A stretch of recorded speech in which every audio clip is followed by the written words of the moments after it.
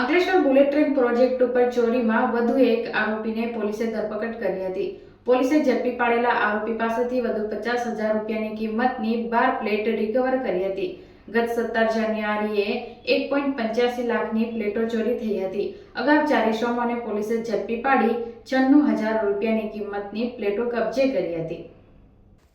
બનાવની વિગતો અનુસાર ગત તારીખ 12મી જાન્યુઆરીથી 17મી જાન્યુઆરી સુધીમાં અંકલેશ્વર તાલુકાના બોઈદ્રા ગામની સીમમાં અમદાવાદ મુંબઈ નવી બુલેટ ટ્રેન પ્રોજેક્ટની કામગીરીની સાઇટ ઉપર લોખંડની જીટી બ્રિજ પરથી પ્લેટ નંગ 44 સહિત અન્ય પ્લેટો કુલ 1.85 લાખના મુદ્દામાલની ચોરી થઈ હતી।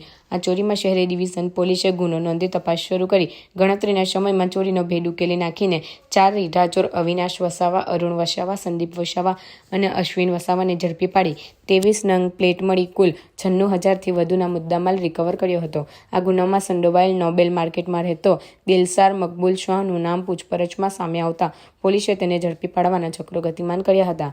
દરમિયાન હ્યુમન ઇન્ટેલ સાથે મળેલી ચોક્કસ માહિતીના આધારે પોલીસે નોબેલ માર્કેટ ખાતેથી દિલસાર મકબૂલ શાહને ઝડપી પાડ્યો હતો અને તેની પૂછપરછ કરી તેની પાસેથી ચોરી થયેલ 12 નંગ પ્લેટ મળી કુલ 50,000થી વધુની કિંમતનો મુદ્દામાલ પણ રિકવર કર્યો હતો।